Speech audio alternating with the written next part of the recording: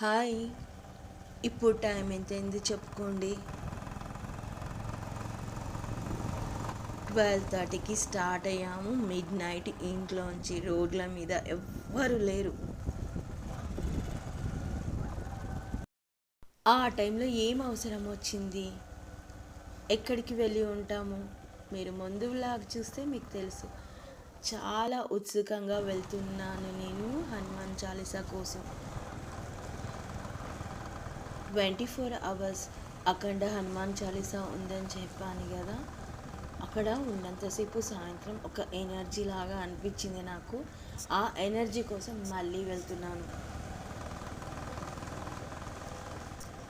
చూస్తున్నారు కదా రోడ్లని ఎంత నిర్మానుష్యంగా ఉన్నాయి. ఈ మధ్య బయటికి వెళ్ళే ఫ్రీక్వెన్సీ పెరిగింది, కానీ ఒకప్పుడు అలా ఇంట్లో ఉన్నప్పుడు చిందుని ఒక్కోసారి అడిగేదాన్ని, వీలు చేసుకొని ఒక్కసారి అలా లాంగ్ డ్రైవ్ వెళ్ళొద్దాం. లాంగ్ డ్రైవ్ అంటే ఎన్నో కిలోమీటర్స్ కాదు, జస్ట్ అలా ఏ పని లేకపోయినా 2-3 కిలోమీటర్లు అయినా అలా అడిగేదాన్ని, కుదరకపోయేది. ఈరోజు ఇలా ఈ హనుమాన్ చాలీసా కోసం వెళ్తుంటే మాత్రం చాలా తృప్తిగా ఉంది. లాంగ్ డ్రైవ్ ఎక్స్పీరియన్స్ అయినట్టుగా అనిపిస్తుంది.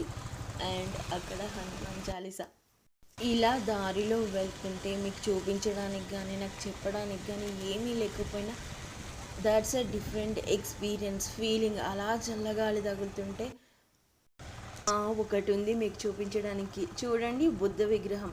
దారిలో గాంధీ విగ్రహం కూడా ఉండే, కానీ మేము గాంధీ విగ్రహం వెనుక నుంచి ముందుకు వెళ్ళాము కాబట్టి గాంధీ తాతను చూపించలేము. ఈ వీడియో చేయడానికి మీకు చూపించడానికి కంటెంట్ ఏమీ లేకపోయినా మీతో పంచుకోవడానికి ఈ ఎక్స్పీరియన్స్ ఉంది. అందుకోసమే ఈ వీడియోని యాజ్ ఇట్ ఈజ్గా పెట్టేస్తున్నా. చాలా చేరువలో ఉన్నాము మండపంకి. అలా దగ్గర అవుతూనే హనుమాన్ చాలీసా వినబడుతుంది.